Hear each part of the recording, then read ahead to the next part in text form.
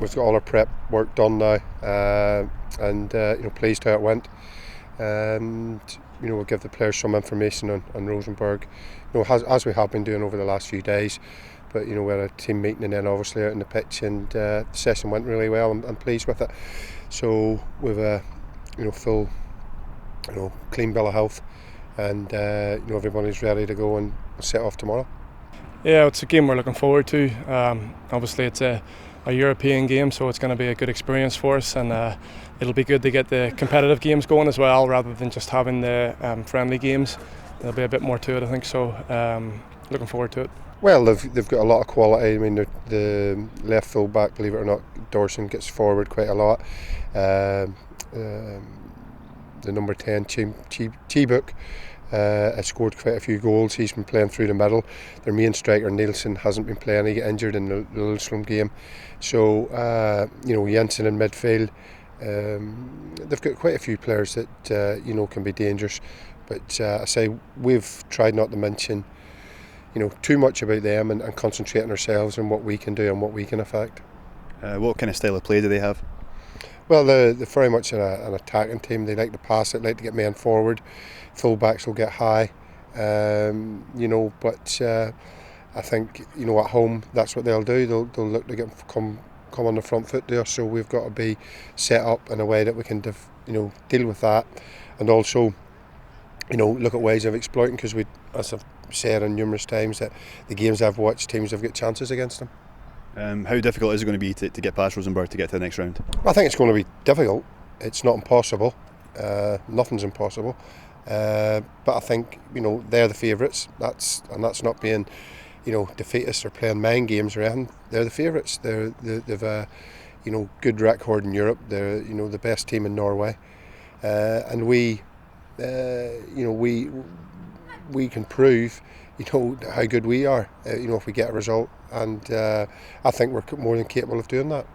We have an idea of what they're going to be like, and hopefully that'll get us prepared for Thursday. How difficult is it going to be to get past Rosenborg to get to the next round? It'll be difficult, but it's certainly not impossible. They are beatable, and we've seen the Crusaders scored a couple of great goals against them, and I think we can get a couple of goals against them as well. As long as we defend well and don't give away too many chances, and then if we get a chance we take it, then we'll have a good chance of getting a good result. What's the mindset going into the away leg? Because obviously, maybe is it a case of trying to hold them out and get them back in Perth?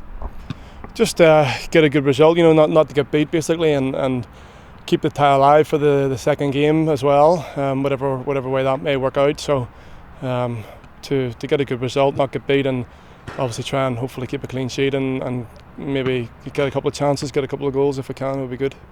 And St Johnstone, there's a few hundred fans going across to Norway. How much did the boys appreciate the support from the St Johnstone supporters? Well, it's very important to have that. You don't want to be playing in stadiums where it's just the home fans. You want to have your own fans there as well. So our fans are very good, and they'll travel all over. So it's important for us that they're there, and they done it last year as well for the game in Turkey, and they made a lot of noise. So I'm sure they'll do it again this time, and it's good to have that. Supporters will go anywhere to support their team, but the financial commitment they have to make going to Norway, shows how much they love their club, and we'll be going out, to give them hopefully a night to remember, and we're looking forward to it, as I'm sure they are. They'll enjoy it even more if we can get a result for them. How's training been this week? How's it been this morning? It's been good. We've obviously got in Steve Banks. He's going to be a goalkeeper coach and also goalkeeper as well, so I'm really enjoying working with him, and I've heard a lot of good things about him before he joined us, so I'm very happy that we've brought him in, and I'm pleased to be working with him, and I'm sure that I'm going to learn a lot from him through the season. And away for the game, also Rowan Vine signed for Hibs. I mean, was there any interest in the club in keeping him on for this season?